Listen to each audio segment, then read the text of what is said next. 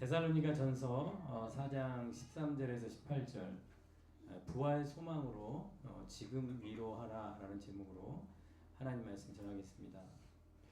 바울이 그 데살로니가 교회를 위해서 기도할 때 거룩하게 해달라고 기도했고 또 사랑하게 해달라고 기도했고 그리고 주께서 강림하실 때 그때를 위해서 바울이 기도했습니다.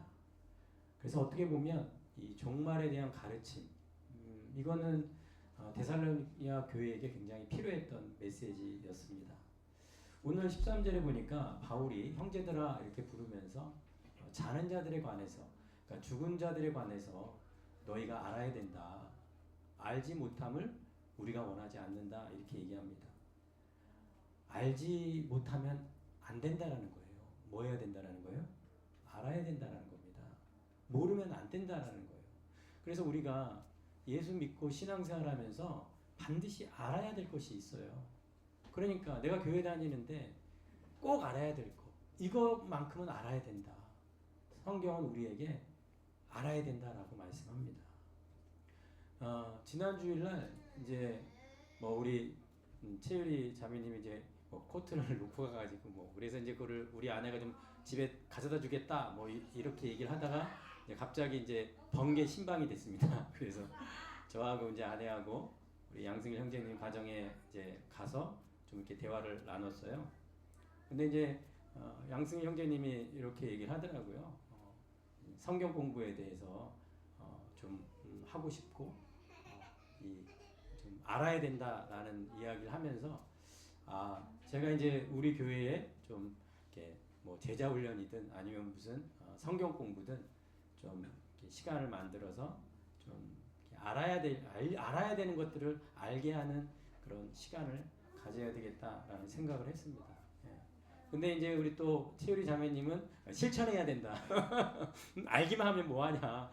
실천 안 하면 무슨 소용이 있냐? 이제 이렇게 해서 부부가 좀 굉장한 그 대립이 뭔가 그 대화가 있었는데 마찬가지예요. 이제 우리가 알았잖아요. 그럼 이 알미 어떻게 해야 되죠? 우리가 마주하는 현실에 대응하는 방식을 바꿔야 돼요. 그러니까 삶의 패턴, 삶의 행동을 바꿔야 됩니다. 그래서 행동의 변화가 일어나는 깨달음, 행동으로 움직이는 알미 되어야 될 줄로 믿습니다. 그래서 우리가 알았으면 이 자는 자들에 대해서 데살로니가 성도들이 슬퍼했는데 이제 그 슬픔을 멈출 수 있어야 되는 거예요. 왜? 행동의 변화가 일어나야 됩니다. 왜요? 알아야 되니까. 알았으니까. 그래서 죽은 자들에 관해서 알아야 된다. 죽은 신자들에겐 뭐가 있다? 소망이 있다. 자, 13절 계속해서 보면 이는 소망 없는 다른 이와 같이 이렇게 얘기합니다. 그러니까 소망이 없는 다른 세상과는 달라야 된다는 거 아닙니까? 죽음 이후에 대해서 소망이 없는 자들은 죽음에 대해 정말 완전한 슬픔, 완전한 절망할 수밖에 없습니다. 하지만 믿는 자들은 소망 없는 자들과는 달라야 된다. 왜요? 믿는 자들에게는 뭐가 있기 때문에? 소망이 있기 때문에 그렇습니다. 그러니까 슬퍼하는데 이방인들과 똑같이 소망 없는 자들과 같이 똑같이 슬퍼해서는 안 된다. 이것을 말하고 있는 겁니다.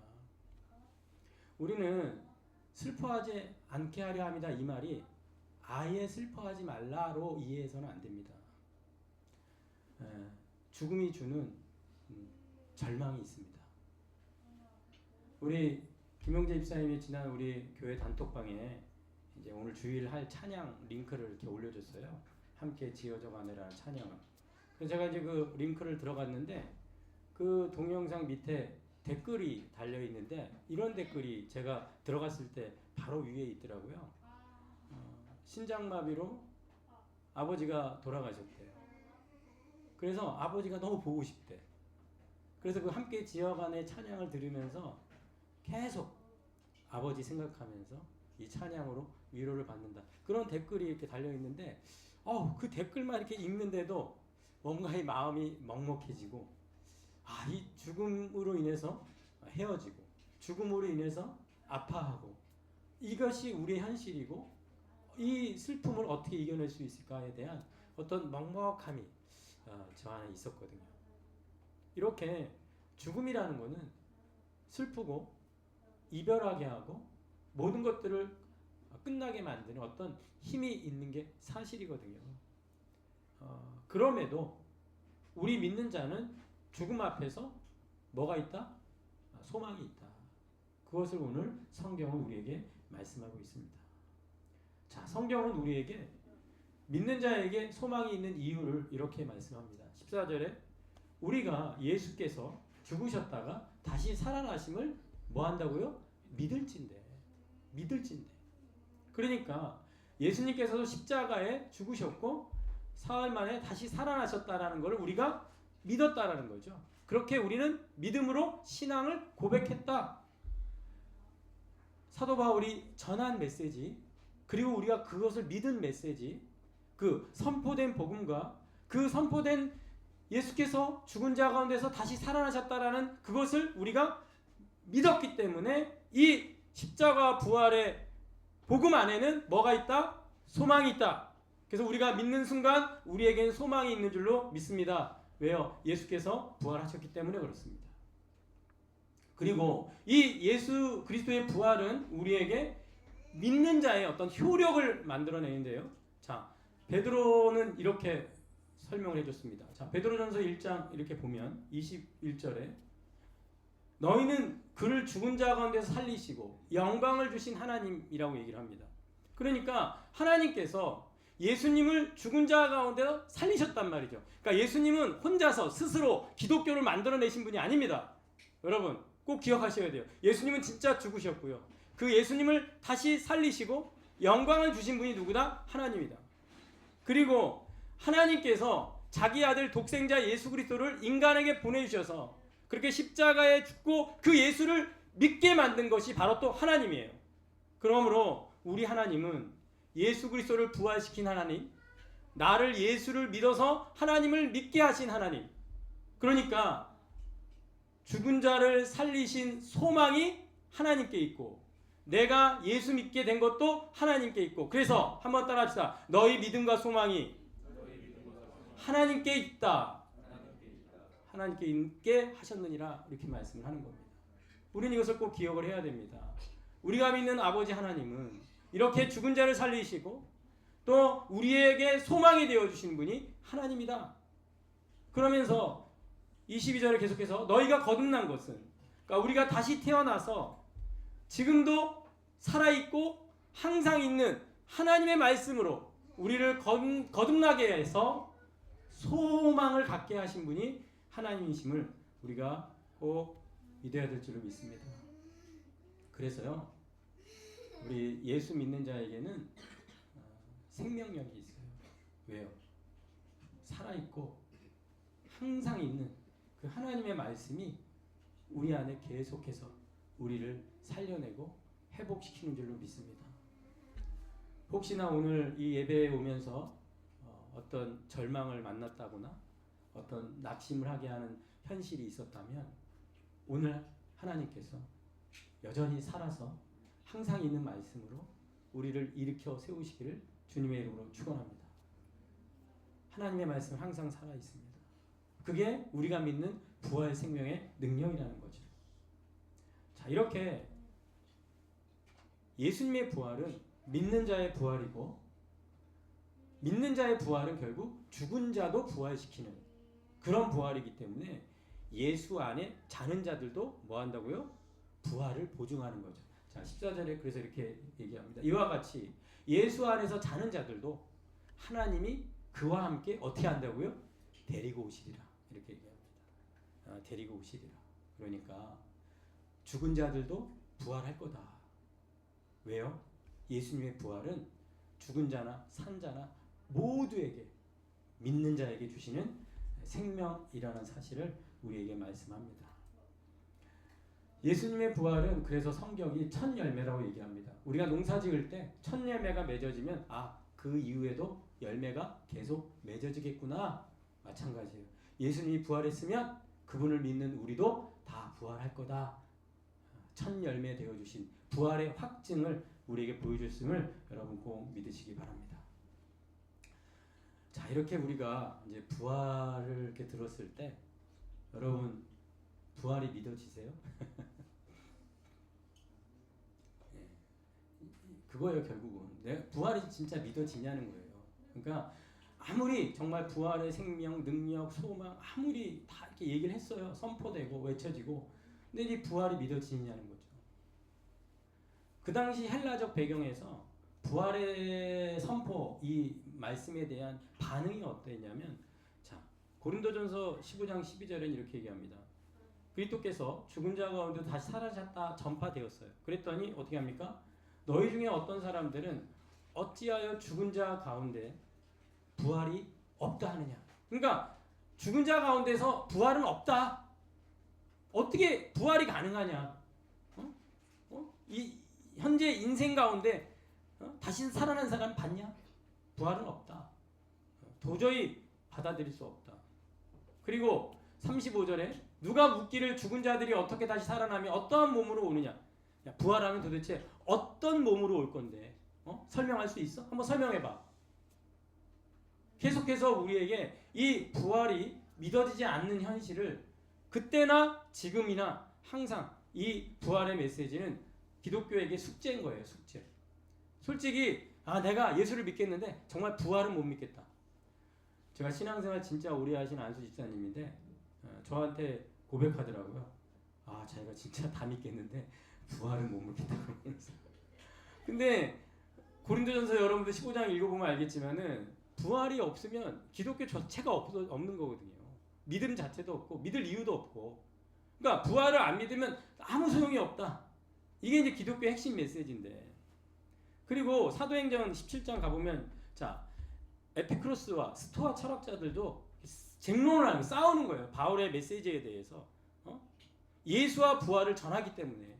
그러니까 예수와 부활을 전하기 때문에. 그러니까 예수의 부활을 전하지만 않으면 그러니까 예수님이 십자가에 죽으셨다. 인간을 위해 죽었다. 이렇게만 전했으면 쟁론, 다툼이 일어나지 않아요. 하지만 부활까지 전하니까 쟁론이 일어나고 그리고 이 쟁론은 결국 조롱으로 32절 이어지고 그리고 뭔가 좀 궁금하긴 해. 다시 듣고 싶어. 근데 좀 이상해. 20절에 뭔가 계속 이상한 거 전할 거야? 그러니까 사도 바울이 복음을 전했을 때 이 부활의 메시지는 이런 반응을 계속 일으켰다라는 거죠. 그러면은 걔도 수정을 해야 되잖아요. 복음을 전했더니 부활의 메시지만 걸린다. 그러니까 부활의 메시지만 빼자. 기독교가 성장해 가면서 사람들이 받아들일 수 있도록 뭔가 메시지를 바꿔야 되지 않겠느냐. 하지만 절대 기독교는 그렇게 하지 않습니다. 예수 십자가의 죽음과 부활은 우리에게 있어서 가장 핵심 메시지고 그것을 믿을 때 진짜 믿음인 줄 믿으시기 바랍니다. 바울이 재판을 받고 공격받고 고소받았던 이유가 뭐냐? 사도행전 26장에 이렇게 얘기합니다. 이제도 여기서 심판받는 이유가 뭐냐? 신문받는 이유가 뭐냐? 재판받는 이유가 뭐냐? 이 소망으로 말미암아 내가 부활을 전했기 때문에 내가 유대인들에게 고소를 당한 것이다. 당신들은 하나님이 죽은 자 사람은 살리심을 어찌하여 못 믿을 것으로 여기나이까? 이렇게 말합니다. 바울은 자기가 재판받고 신문받고 고문받고 마지막에 순교한다 할지라도 절대 포기하지 않았던 메시지가 뭐냐? 하나님이 죽은 사람을 살리셨다라는 이 부활 생명을 끝까지 믿었다는 사실. 그러하기에 우리도 이 부활의 믿음을 꼭 허락해 주시기를. 거듭난 자에게 주신 하나님의 살아있고 항상 있는 말씀이 우리 가운데 부활을 믿고 고백할 수 있기를 주님의 이름으로 축원합니다. 그러므로 우리는 세상이 이해하는 메시지를 전하는 것이 아닙니다. 성경에 써있는 그대로를 전하고 성경에 써있는 그대로를 믿는 것이 바로 믿음이다. 예수님이 이 땅에 오셔서 죽으시고 부활하신 이 부활의 믿음, 이 복음이 우리에게 진정한 생명으로 역사해야 될 줄로 믿습니다. 그러면 이 데살로니가 교회도 부활과 재림을 믿지 않았을까요? 그렇지가 않습니다. 데살로니가 교회는 부활도 믿었고요. 재림도 예수님이 다시 오심을 믿었어요. 그런데 데살로니가 교회의 문제점은 뭐였냐면 주님이 다시 오실 때 자신들이 죽은 상태에서 만날 거라고 생각을 한 번도 안 한 것 같아요. 그러니까 살아생전에 주님이 온다라고 믿고 신앙생활 한 사람들이에요. 그러니까 그 당시에는 예수님이 오신다 그랬을 때 자기들이 살아있을 때 오실 거라고 철떡까지 믿었어요. 그러니까 자신들이 살아있을 때 주님이 오셔야 믿어야 되는데 먼저 죽은 사람이 있는 거예요. 그러니까 살아있을 때 주님이 오셔야 되는데 먼저 죽은 사람들 어떡하지? 그러니까 이 종말에 대한 기대감이 너무 가득 차 있었다. 그래서 살아있을 때 만날 준비를 열심히 하고 있었는데 죽은 성도들, 죽은 신자들을 바라보면서 흔들리기 시작하는 거죠. 그리고 너무도 슬퍼하는 겁니다. 부활과 재림을 믿으면서도 먼저 죽은 자 때문에 슬퍼하는데 그 슬픔이 소망 없는 다른 자와 같은 슬픔으로 점점 흘러가는 이 데살로니가 교회의 잘못된 분위기를 사도 바울이 오늘 말씀을 통해 그렇게 슬퍼하지 않아야 될 이유를 우리에게 말씀하고 있는 겁니다. 자, 그러면서 우리는 이제 사도 바울이 주의 말씀을 들려줍니다. 자, 15절. 우리가 주의 말씀으로 너희에게 이것을 말한다. 그러니까 주의 말씀, 그러니까 예수님이 직접 하신 말씀을 내가 다시 한번 알려주겠다라고 얘기하면서 우리 주님이 말씀하신 그대로 믿어라. 마지막 때 종말에 일어날 일에 대해서 주님이 말씀하신 그대로 믿어라. 우리에게 말씀하고 있습니다. 자, 우리는 이제 예전에 1992년도에 이제 예수님이 10월 며칠에 온다 이래가지고 사람들이 막 산에 가서 기다리고 있고 그러다가 안 와가지고 좀 쑥스럽게 또 끝나고 그런 일들이 역사적으로 계속 이제 반복되어져 왔습니다. 그러니까 이 종말, 이 마지막 때 일어날 사실에 대해서 우리는 성경이 말하지 않는 부분에 대해서 스스로 궁금해한 질문을 던져서 어떻게든 그 본문에서 짜 맞춰서 답을 찾으려고 해서는 안 됩니다. 그러니까 이게 종말 마지막 때에 대한 메시지에 있어서 중요한 게 뭐냐면 내중심적으로 내가 궁금한 거를 어떻게든 성경을 맞춰서 답을 찾으려고 해서는 안 된다라는 거죠. 그러면 부적절한 측측을 낳게 되고 잘못된 방향으로 나갈 수가 있습니다. 미래에 일어날 실제 사건이 있는데, 자, 이 미래에 일어날 실제 사건을 말하는데 인간의 문자적 언어로 다 묘사할 수가 있습니까? 절대로 인간 언어로 문자적으로 다 설명해 줄 수가 없어요. 왜요? 하나님이 하시는 행동을 인간의 언어로 완전히 이해할 수 없기 때문에 이제 성경 저자들은 어떻게 하냐면 상징적인 언어와 비유와 은유로 이 미래에 일어날 일에 대해서 말씀을 하고 있는 거거든요. 그렇기 때문에 예수님도 우리에게 주의 말씀으로 종말과 마지막 때를 말했을 때 묵시적인 언어로 우리에게 말씀하셨고 우리가 이해할 수 있는 정도에서 말씀하셨다는 사실을 우리는 인정을 해야 됩니다.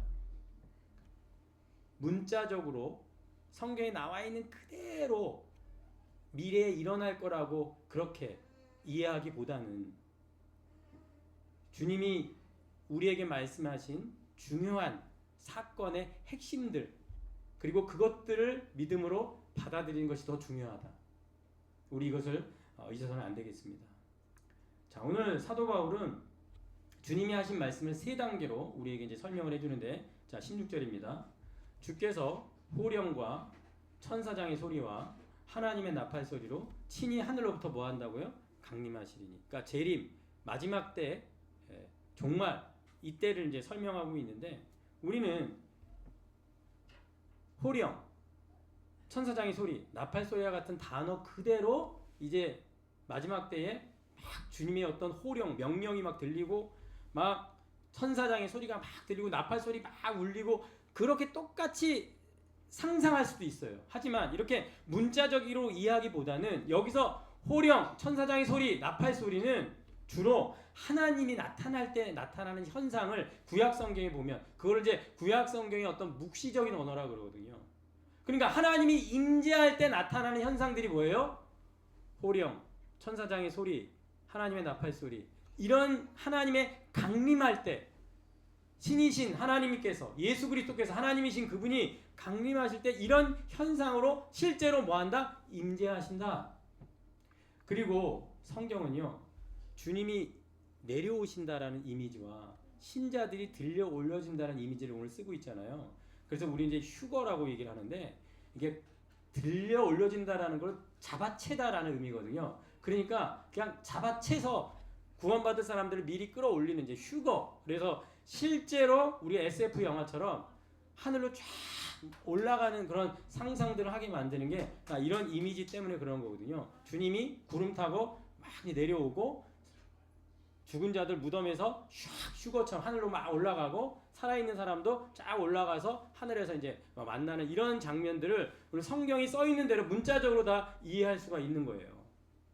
그런데 중요한 건 뭐냐면 이 고대 세계에서 하늘, 땅, 중간지대 어떤 이런 고대 시대가 생각하는 3단계의 세계관을 생각할 때 그 세계관 속에서 표현된 언어적으로 이해하는 것도 굉장히 중요하다.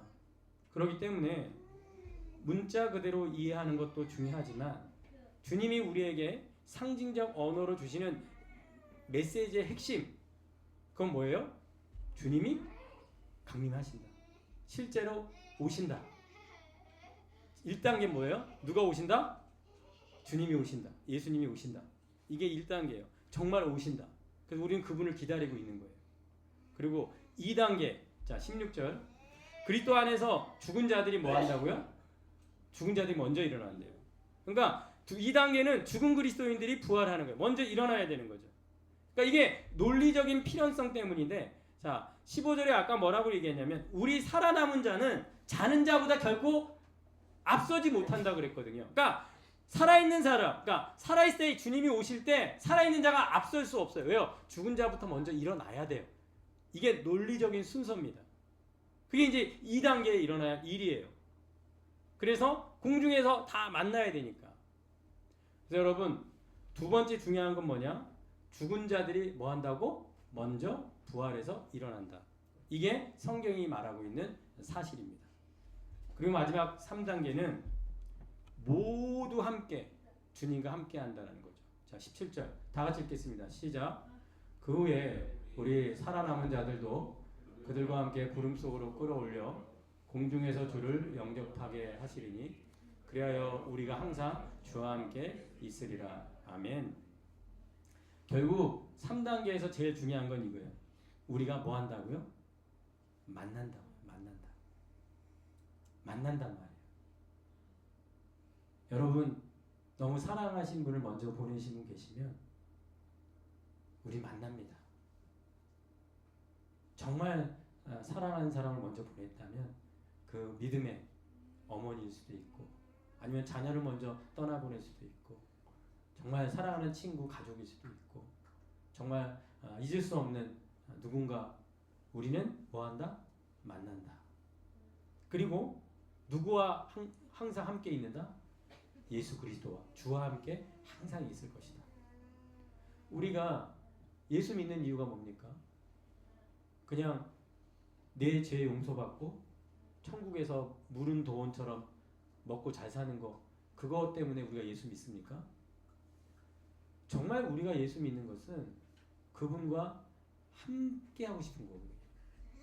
나를 위해 죽으시고 날 위해 십자가에서 대신 죽으신 그 예수 그리스도와 같이 먹고 마시면서 그 나를 얼마나 사랑해 주신 그분과 함께 지내는 것 그것이 우리의 진짜 믿는 이유인 것이죠.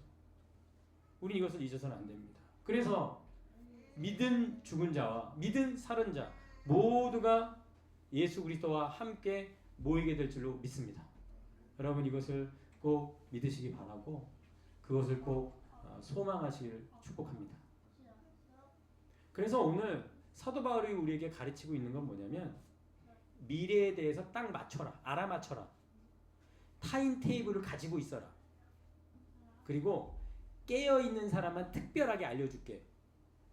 그렇게 말하고 있지 않다라는 거 여러분 잊지 마시고 정말 이 종말과 마지막 때에 주신 말씀은 결국 목적하는 바가 있는데 18절에 이렇게 얘기합니다. 그러므로 이러한 말로 여태까지 얘기했던 모든 이 주의 말씀 바울이 말했던 이 복음 이러한 말로 서로 뭐하라고요? 위로하라. 서로 위로하라고 우리에게 이 말씀을 주셨다. 이 방향성, 이 목적성을 믿는 자가 잃어버려서는 안 된다는 사실을 여러분 꼭 기억하시기 바랍니다. 죽음의 절망에서 다시 살리는 생명의 능력, 그것으로 부활의 소망을 지금 위로할 수 있기를, 여러분이 믿음의 고백으로 위로받을 수 있기를, 지금 생명의 역사가 여러분들을 위로하고 일으켜 세우시기를 주님의 이름으로 축원합니다. 그래서 죽음조차도 멈출 수 없고, 죽은 자, 살아있는 자 모두가 주님과 함께할 그날을 소망하면서 오늘 믿음의 승리가 우리 가운데 꼭 있길 바라고요. 그렇게 주님 다시 오실 그날을 믿음으로 잘 기다리는 우리가 되길 축복합니다. 기도하겠습니다. 살아계신 하나님 아버지, 진심으로 감사드립니다. 오늘도 살아있는, 항상 있는 그 하나님의 말씀이 오늘 부활을 소망하는 모든 자에게 생명으로 역사하게 하여 주시옵소서. 그리고 이 부활의 소망이 지금 위로가 되게 역사하여 주시옵소서. 진정한 부활의 소망을 가지고 지금 현재를 소망하며 위로가 되고 힘이 되는 그런 믿음의 역사가 우리의 공동체 가운데 나타나게 하여 주시옵소서. 하나님 아버지, 예수 그리스도께서 죽으셨다가 다시 살아나셨다라는 것을 믿을 때 우리도 첫 열매 되신 예수의 부활을 따라 죽은 자, 살아있는 자 모두 부활하게 될 줄로 믿습니다.